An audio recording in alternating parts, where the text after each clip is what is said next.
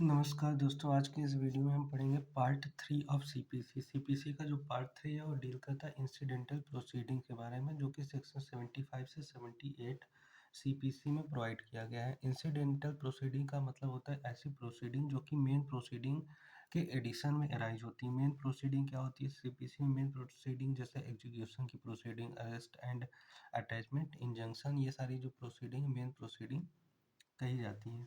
तो जो incidental proceeding होती है मेन प्रोसीडिंग के एडिशन में राइज होती है। तो इंसिडेंटल प्रोसीडिंग सीपीसी में बताई गई कि क्या है, कमीशन। कमीशन इशू करना इंसिडेंटल प्रोसीडिंग का पार्ट है। अब आइए जानते हैं कि purpose of issue commission. Commission issue क्यों किया जाता है? तो जो मेन पर्पज है वो कमीशन इशू करने का वो है कि the purpose of fulfilling certain functions which are crucial in the effective delivery of justice. Party को कोर्ट के द्वारा पार्टी को जस्टिस प्रोवाइड करने के लिए कमीशन इशू किया जाता है, क्योंकि कुछ ऐसी कंडीशन सिचुएशन अराइज होती हैं केस के दौरान जिसमें कि कोर्ट को डिस्प्यूट के जगह पे खुद जाके देखना पड़ता है कि क्या ये डिस्प्यूट क्यों है, किस कारण से है। या कई बार ऐसी सिचुएशन अराइज होती है कि जो पर्सन होते हैं उनको कोर्ट में नहीं बुलाया जा सकता, तो उनका एग्जामिन करने के लिए भी कोर्ट कमीशन इशू करती है। उसके बाद फिर कमीशन का मतलब क्या होता है? तो कमीशन इज अ इंस्ट्रक्शन और rule given by the court to a person to act on behalf of the court. Commission एक इंस्ट्रक्शन है या रूल है जो कि कोर्ट के बिहाफ में कुछ काम करते हैं। कौन सा काम करते हैं? तो एग्जामिन करने का, या अकाउंट एग्जामिन करने का, या पार्टीशन कराने का, जो कि सेक्शन 75, जो हम आगे सेक्शन 75 पढ़ेंगे तो उसमें बताया गया है कि किन किन सिचुएशन में कोर्ट कमीशन इशू कर सकती है। उसके बाद फिर the court otherwise the person so appointed to do everything that the court required to do for the accomplishment of justice. तो कमीशन क्या कर सकती है? तो कमीशन वो सारे काम कर सकती है जिसके लिए कोर्ट ने उसको अथराइज किया है, जिससे कंप्लीट जस्टिस प्रोवाइड किया जा सके पार्टीज को। तो दोस्तों आइए अब जानते हैं कि किन को कमिश्नर अपॉइंट किया जा सकता है कोर्ट के द्वारा। तो कोर्ट के द्वारा कमिश्नर उनको अपॉइंट किया जा सकता है जो पैनल ऑफ कमिश्नर में पर्सन होते हैं और ये पैनल ऑफ कमिश्नर कौन बनाता है? हाई कोर्ट बनाती है, in which advocate competent to carry out the commission issued by the court.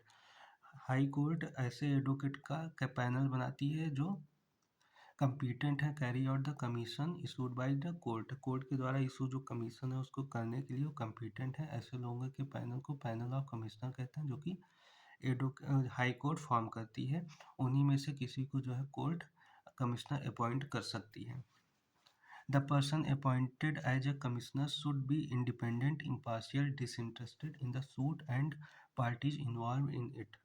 जो person as a commissioner appoint किए जा रहे हैं उनकी ये क्वालिटी होनी चाहिए कि वो इंडिपेंडेंट हो, इम्पार्शियल हो और उनका सूट में या पार्टी से कोई इंटरेस्ट ना हो। अब बात करते हैं कि कोर्ट किन किन सिचुएशन में या किन किन कंडीशंस में कमीशंस इशू कर सकती है। तो ये बताया गया सेक्शन 75 ऑफ सीपीसी में बताया गया है कि एग्जामिन एनी पर्सन, किसी पर्सन को एग्जामिन करने के लिए, जैसे कि कोई पर्सन इलनेस के कारण या डिजीज के कारण कोर्ट में प्रेजेंट नहीं हो सकता, या कुछ ऐसे उसको ऑफिशियल कोई पब्लिक पोस्ट उसकी ऐसी है कि उसको जो है अगर कोर्ट में बुलाया जाएगा तो जो पब्लिक है उसका लॉस होगा, तो इस केस में भी कोर्ट कमीशन इशू कर सकती है उस पर्सन को एग्जामिन करने के लिए। दूसरा है make local investigation. Local investigation करने के लिए भी कमीशन इशू किया जा सकता है कोर्ट के द्वारा। लोकल इन्वेस्टिगेशन मतलब डिस्प्यूटेड प्रॉपर्टी डिस्प्यूटेड प्रॉपर्टी ऐसी नेचर की है उसको कोर्ट में प्रेजेंट नहीं किया जा सकता और बिना उस प्रॉपर्टी को एग्जामिन किए कंप्लीट जस्टिस प्रोवाइड नहीं किया जा सकता है, तो उस केस में भी कोर्ट क्या कर सकती है? लोकल इन्वेस्टिगेशन कर सकती है। अकाउंट एडजस्ट कर एग्जामिन कर सकती है, अकाउंट का पार्टीशन करा सकती है। पार्टीशन के लिए भी कमीशन इशू किया जा सकता है। उसके बाद फिर साइंटिफिक, टेक्निकल और एक्सपर्ट इन्वेस्टिगेशन के लिए भी कमीशन इशू कर सकती है कोर्ट। सेल ऑफ प्रॉपर्टी के लिए भी, ऐसी कोई प्रॉपर्टी जो कि नष्ट हो जाएगी जल्दी, तो उसके लिए भी कमीशन इशू किया जा सकता है। और नेक्स्ट है कि perform any ministerial act perform करने के लिए भी कमीशन इशू कर सकती है कोर्ट। तो इन सब ग्राउंड में कोर्ट जो है कमीशन इशू कर सकती है। अब आइए हम देखते हैं कि अरेंजमेंट ऑफ सेक्शन, जो सेक्शन 75 से लेकर 78 तक सीपीसी में प्रोवाइड किए गए, उनका अरेंजमेंट किस हिसाब से किया गया है जिससे हमको उसको याद रखने में आसानी हो। तो दोस्तों अब हम देखेंगे arrangement of section 75 to 78। CPC के सेक्शन 75 टू 78 के जिस सेक्शन है उनको अरेंज किस ऑब्जेक्ट या किस बेसिस पे किया गया है। तो सबसे पहला है कोर्ट इशू कमीशन है जुरिसडिक्शन और सब्जेक्ट। अगर कोर्ट किसी ऐसे सब्जेक्ट मैटर पर कमीशन इशू कर रही है जो उस कोर्ट के जुरिसडिक्शन में आता है, तो उसमें सेक्शन 75 उसके लिए डील करता है कि कोर्ट क्या करेगी, कमीशन इशू कर सकती है। और कमीशन में जो कमिश्नर, पैनल ऑफ कमिश्नर जो बना है उसमें से किसी पर्सन को एज ए कमिश्नर अपॉइंट कर सकती है। फिर दूसरी सिचुएशन तब अराइज होती है जब कोर्ट कमीशन इशू करना चाहती है किसी ऐसे सब्जेक्ट पे, और ऐसे सब्जेक्ट पे जो कि किसी दूसरे कोर्ट के जुरिसडिक्शन में फॉल करता है। तो उस केस में अकॉर्डिंग टू सेक्शन 17 के हिसाब, सेक्शन 76 के हिसाब से court issuing court commission issue कर सकती है उस कोर्ट को जिस कोर्ट के जुरिसडिक्शन में सब्जेक्ट मैटर अराइज करता है जिसका कि कमीशन किया जाना है। उसके बाद थर्ड सिचुएशन जिसके लिए सेक्शन 77 बात करता है जो थर्ड सिचुएशन है वो अराइज होती है उस केस में जब कोर्ट किसी ऐसे सब्जेक्ट का एग्जामिन करना चाहती है, किसी ऐसे सब्जेक्ट के लिए कमीशन इशू करना चाहती है जो कि किसी फॉरेन कोर्ट के जुरिसडिक्शन में लाई करता है। तो उस केस में क्या करेगी, जो कोर्ट है वो लेटर ऑफ रिक्वेस्ट जारी करेगी उस फॉरेन कोर्ट के लिए। तो उसके लिए जो सेक्शन बात करता है वो सेक्शन 76 है। और फोर्थ कंडीशन जिसके लिए सेक्शन 78 डील करता है वो है कि जब फॉरेन कोर्ट चाहती है कि किसी सब्जेक्ट मैटर पे कमीशन इशू करना और वो सब्जेक्ट मैटर इंडियन कोर्ट के जुरिसडिक्शन में लाई करता है, तो उस केस में कोर्ट, फॉरेन कोर्ट कैसे कमीशन इशू करेगी या कौन कौन सी फॉरेन कोर्ट कमीशन इशू कर सकती हैं, ये सब चीज़ें बताई गई हैं सेक्शन 78 में। तो आगे हम जब डिटेल में प्रोविज़न को पढ़ेंगे तो उसमें देखेंगे कि कैसे जो है फॉरेन कोर्ट कमीशन इशू कर सकती हैं इंडियन कोर्ट को।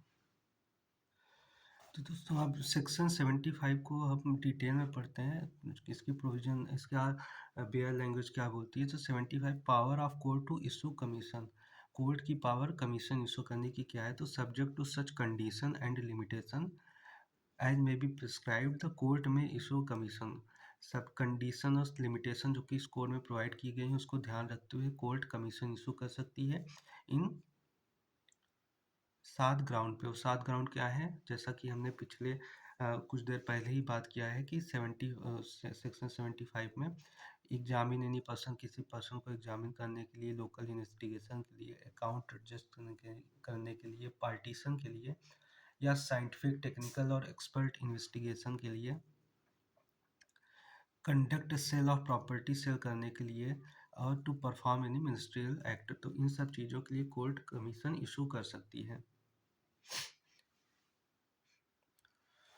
नेक्स्ट सेक्शन जो है वो है 76 हमने आपको पहले ही बताया था कि वो बात करता है ऐसी सिचुएशन में जहाँ की कोर्ट कमीशन ऐसी कोर्ट को इशू कर रही है जिस कोर्ट के जुरिसडिक्शन में सब्जेक्ट मैटर जिसके लिए कोर्ट कमीशन इशू कर रही वो अराइज होता है। तो उस केस में कमीशन कैसे इशू होगा ये बात करता है 76।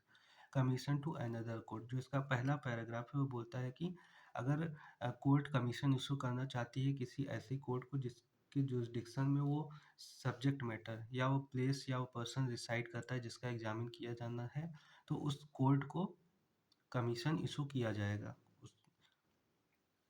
और जो पैराग्राफ 2 है वो ये बोलता है कि जिस कोर्ट को कमीशन इशू किया गया है वो एग्जामिनेशन करने के बाद उस पर्सन का या एविडेंस कलेक्ट करने के बाद वो जिस कोर्ट ने उसको कमीशन इशू किया है उसको वो एविडेंस रिटर्न कर देगी, या उस कोर्ट ने जैसा ऑर्डर दिया है, unless the order for issuing the commission has otherwise directed, या जिस कोर्ट ने कमीशन इशू किया उसने अगर कुछ डायरेक्शन दिया है तो उस हिसाब से वो कोर्ट कमीशन को रिटर्न करेगी। फिर नेक्स्ट सेक्शन है सेक्शन 77। सेक्शन 77 बात करता है लेटर ऑफ रिक्वेस्ट, जो हमने पिछली वीडियो अभी थोड़ी देर पहले हमने डिस्कस किया कि लेटर ऑफ रिक्वेस्ट कब इशू करती है कोर्ट। तो लेटर ऑफ रिक्वेस्ट तब इशू किया जाता है जब जो कोर्ट कमीशन इशू कर रही है वो किसी ऐसे सब्जेक्ट मैटर के लिए कमीशन इशू कर रही है जो कि इंडियन कोर्ट के जुरिडिक्शन में राय नहीं करता, मतलब वो फॉरेन कोर्ट के जुरिडिक्शन में लाई करता है। तो उस केस में कमीशन इशू करने के लिए कोर्ट को लेटर ऑफ रिक्वेस्ट जारी करना पड़ेगा उस फॉरेन कोर्ट को। उसके बाद फिर नेक्स्ट सेक्शन है सेक्शन 78। सेक्शन 78 बात करता है फोर्थ कंडीशन की, जो की थी कि अब फॉरेन कोर्ट अगर चाह रही है कि किसी ऐसे सब्जेक्ट मैटर पे कमीशन इशू करना जो कि इंडियन कोर्ट के जुरिडिक्शन में लाई करता है, तो उस केस में कमीशन कैसे इशू होगा वो बात करता है सेक्शन 78। तो subject to the such condition and limitation as may be prescribed the provision as to the execution and return of the commission for the examination of witness shall apply to commissions issued by or as the instance of। तो सब जो इस code में condition और limitation provide की गई है उसको ध्यान में रखते हुए ऐसी code situated in any part of India to which the provision of this code do not extend, मतलब ऐसी कोड जिसपे CPC लागू नहीं होता और वो इंडियन टेरिटरी में स्टेबलाइज्ड है, इंडिया के किसी पार्ट में वो काम कर रही हैं, तो ऐसी कोर्ट इस सेक्शन 78 में कमीशन इशू कर सकती हैं। दूसरा दिया गया court stabilized at or continued by the authority of the central government outside India, या ऐसी कोर्ट जो कि सेंट्रल गवर्नमेंट के द्वारा स्टेबलाइज की गई हैं लेकिन वो इंडिया के बाहर हैं, आउटसाइड इंडिया है। और third court of any state और कंट्री आउटसाइड इंडिया, और इंडिया के आउटसाइड की कोई कंट्री कोई कोर्ट, तो वो भी सेक्शन 78 में कमीशन इशू कर सकती हैं। अब ये हो गया, उसके बाद अब जो हम पढ़ेंगे वो है ऑर्डर